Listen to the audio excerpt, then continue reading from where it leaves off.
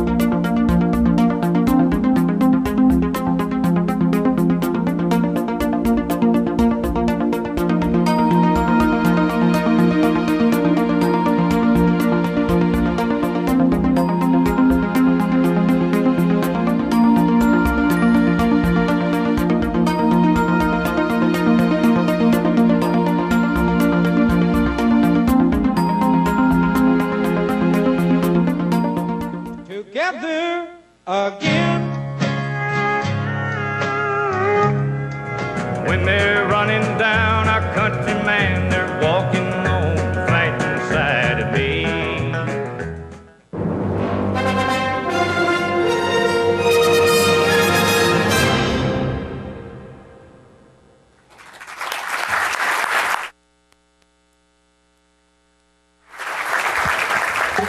Produced by Alan Crowder. Thank you, Alan.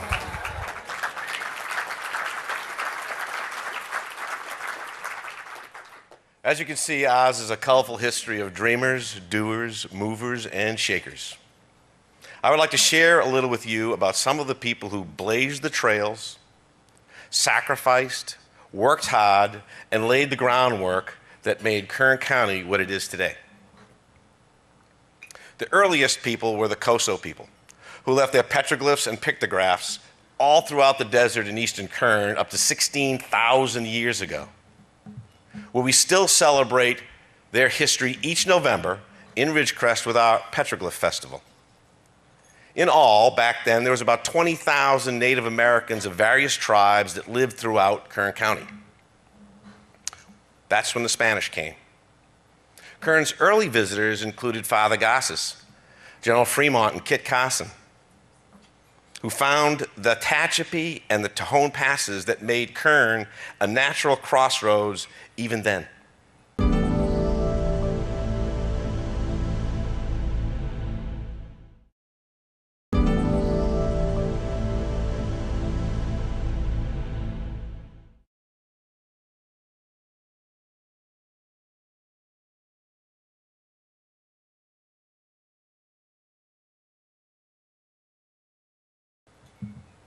Kern's gold rush started when this is unbelievable, started when Richard Keyes found a rich vein in 1853 in the Kern River Valley.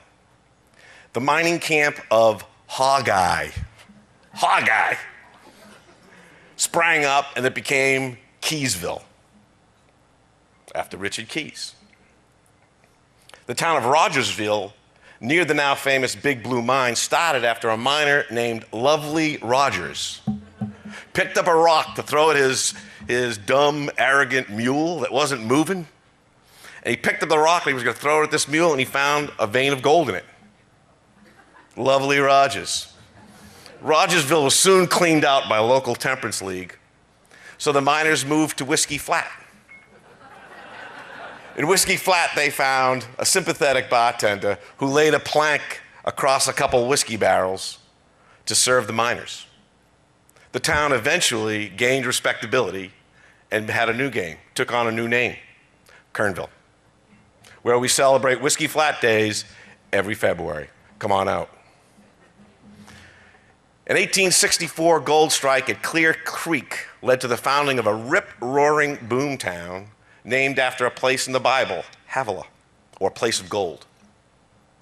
Havilah had nearly 20 mines, 9 stamp mills, 13 saloons, plenty of gambling houses and dance halls, stores, and eventually 4 churches, the first public school in Kern County, and a parochial school. A stagecoach ran daily from Whiskey Flat to Havilah to Caliente, daily, stagecoach. Almost every day it got robbed. Somebody in Kern County robbed the damn stage. Havilah became the seat of our new county. The same year gold was discovered up on Kern River, things started happening down here in the valley. Edward F. Beale was appointed as Superintendent of Indian Affairs, and he formed the Sebastian Indian Reservation, the first in California on what is now the Tejon Ranch. Beale later formed the giant ranch that we know today, but he had quite a career before that. Beale was born in Washington, D.C., the son of a Navy paymaster. That Navy paymaster had earned a Medal of Honor in the War of 1812. After sailing all over the world as a naval midshipman, Beale arrived in California just in time for the Mexican-American War.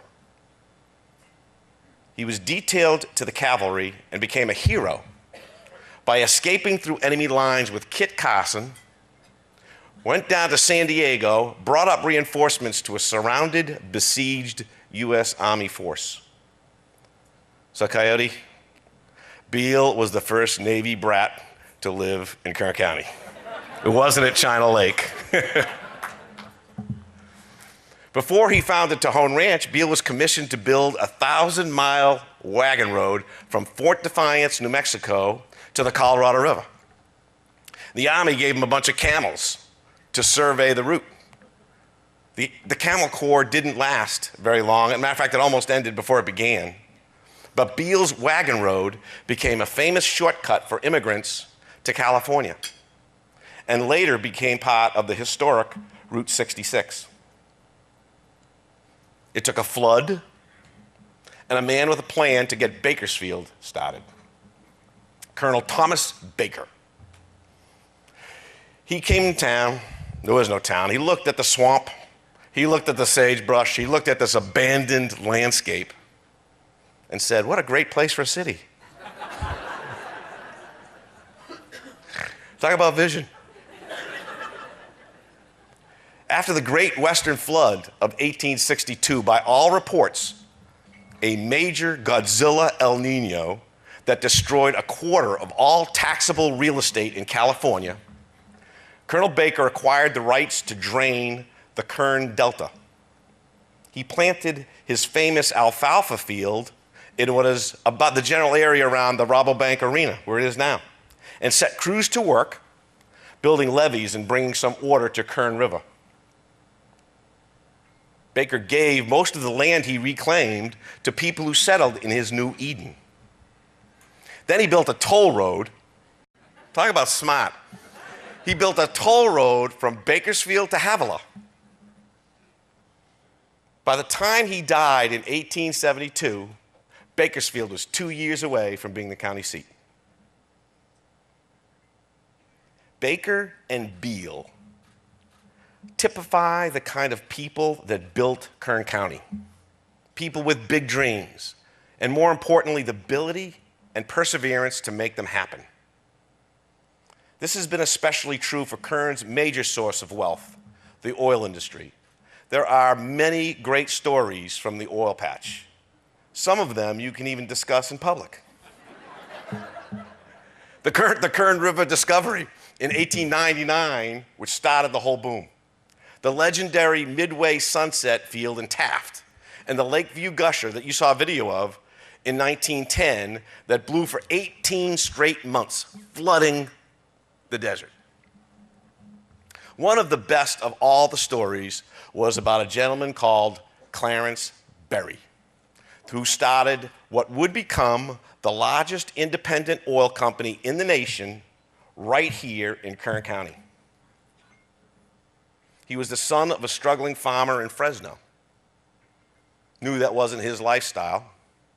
So in 1896, he and his new bride, Edith, and his brother, Fred, left Seattle and headed north to Skagway, Alaska, and then even further north by foot and dog team, way up there to find a place called 40 Mile, reports of gold.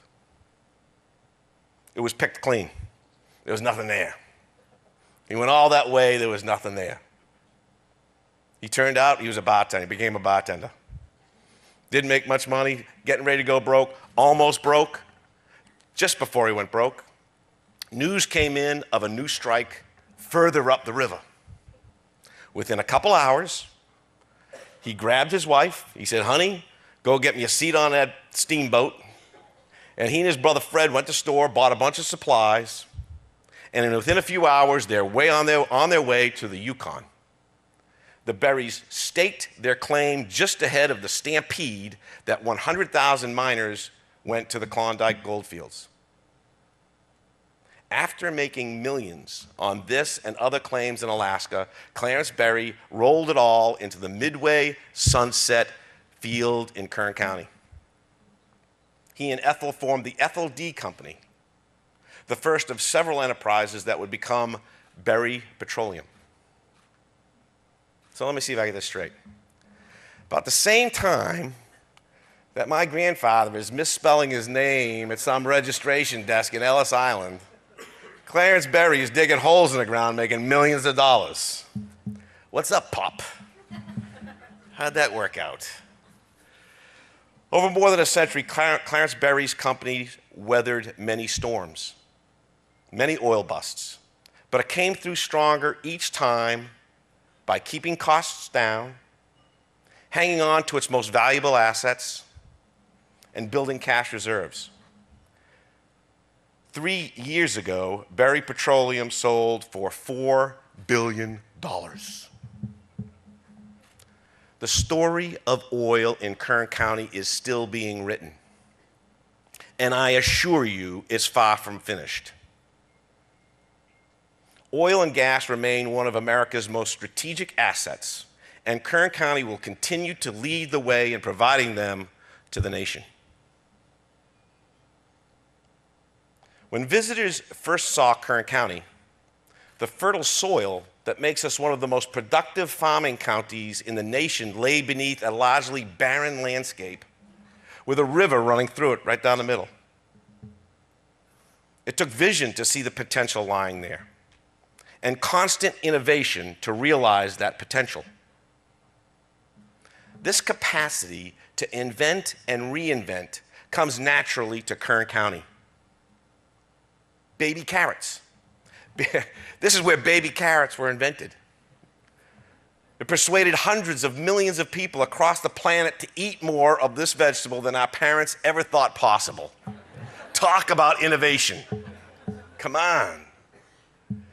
Kern also virtually invented demand for pistachios by growing them bigger and tastier than those red dyed things that Iran used to ship over here, gathering dust on our store shelves. Kern's #1 cash crop, table grapes, is largely an immigrant story. Joseph DiGiorgio came from Ellis Island from Sicily at the age of 14 to sell his father's lemon shipment. And he built a fruit empire that eventually stretched from Avon to Florida.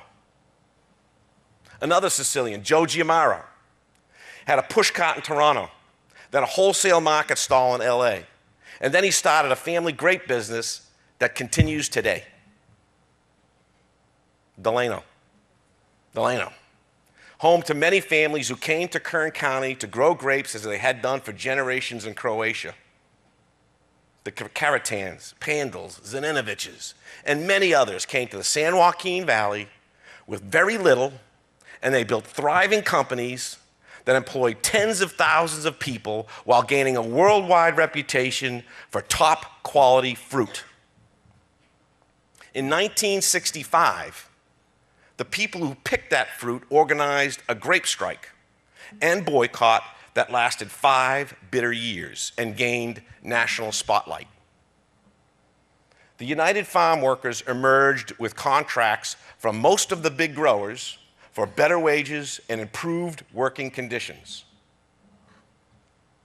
Those years left wounds on both sides of the picket lines.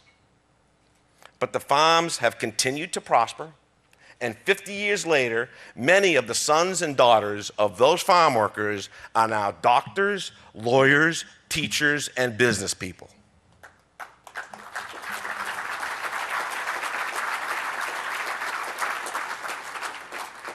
Likewise, the children and grandchildren of the Dust Bowl era stand on the shoulders of their parents' and grandparents' sacrifice.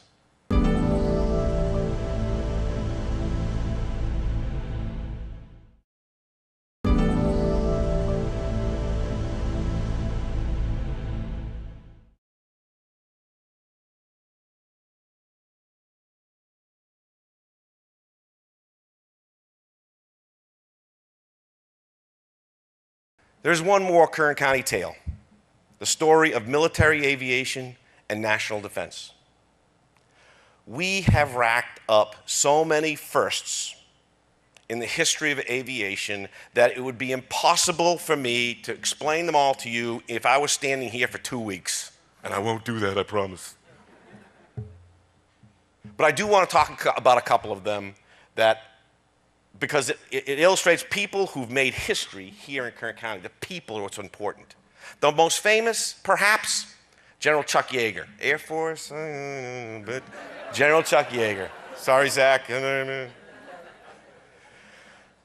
Chuck Yeager, 1947, he piloted glamorous Glennis on a historic flight that broke the sound barrier.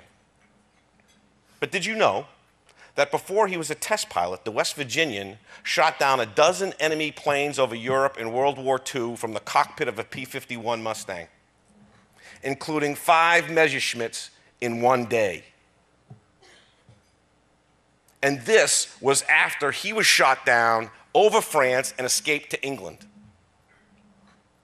We even have our own Wright brothers, Bert and Dick Rattan.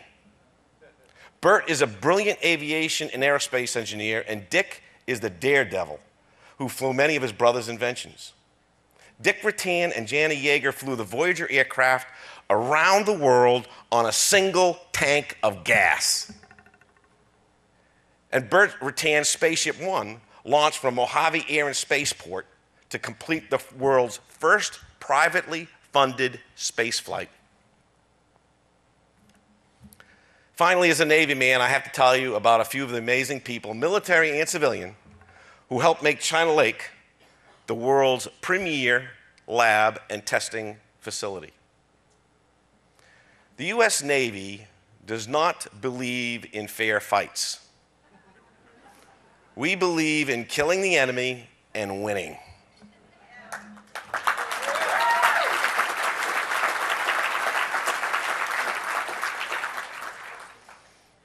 From its early rocketry and free-fall weapons to covert devices, strategic missiles, and even submarines, China Lake has invented more concepts, more components, and more systems to help more of our warfighters than anyone could ever list. Every aviation weapon that has ever been used by the Navy in conflict since World War II has been tested rigorously at China Lake.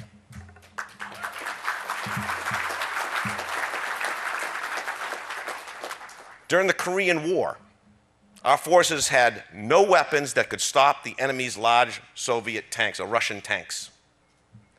In just 30 days, an ingenious team of experts from China Lake designed and built on the base 500 anti-tank rockets that stopped the Soviet tanks, the Russian tanks, in their tracks. China Lake has repeated that performance many times, in many places, in many ways, and they are still, most of them still classified. One of the founders of Naval Ordnance Test Station, the original name, was Dr. Charles Lauritsen. He shaped the unique military-civilian team that made China Lake work. He was a Nobel laureate. He was a Caltech professor. He helped lead World War II rocket programs and the Manhattan Project. And he hired some of the finest scientists and technicians in the world to work in the desert at China Lake, and that's not easy to get them there. Rear Admiral William Deke Parsons, the top Navy member of the Manhattan Project, who actually armed the Hiroshima atomic device in flight. Admiral Parsons made sure that the military and academic people worked together at knots, and he evolved the China Lake way of cooperating for success. Bill McLean, Dr. Bill McLean, China Lake's longest-serving technical director, was the father of the Sidewinder missile. On the A6 aircraft on your tables, you'll see it from some of them, they're hanging Sidewinder missiles. The Sidewinder is not only the first, but easily the most effective air-to-air guided missile ever invented. It's had many, many changes since the early 1950s when it was first designed, when the Navy bragged that it cost less than a Volkswagen. Doesn't anymore. My good friend Scott O'Neill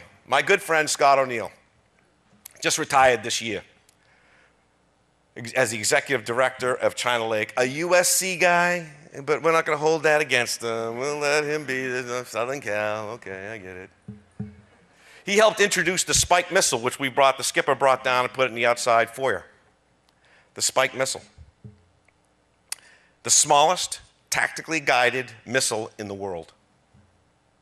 Since our enemies now embed themselves with civilians and make direct assaults more costly to innocent lives, scaled and precise weaponry like the Spike missile is critical.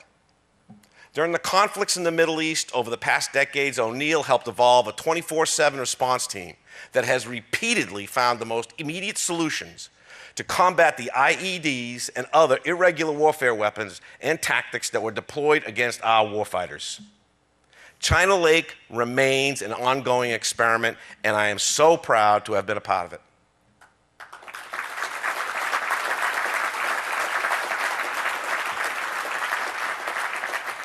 From the very start, it succeeded because of a fiercely independent culture that embraced innovation, initiative, and risk.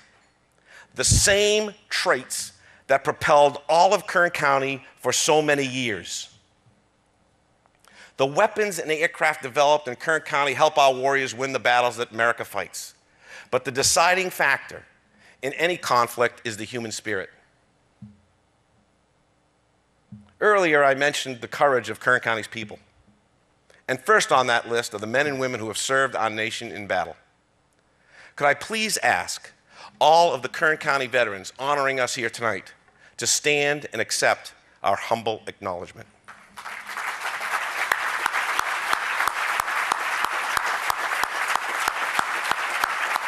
job, Bob.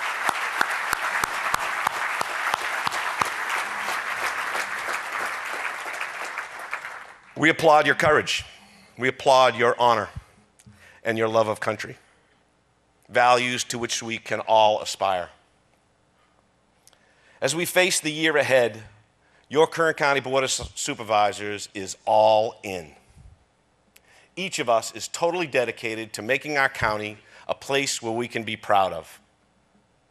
My wife Robin and I are certainly proud to call Kern County our home, and we feel so fortunate that we came to Kern County and we stayed here. I am humbled by the legacy that has been entrusted to us and proud to have a chance to build on that legacy. I know we face many hurdles in the year ahead, but so did the people that we've heard about tonight. Like them, with courage, sacrifice, and a lot of hard work, we will come out stronger on the other side. We are not defined by the price of a barrel of oil.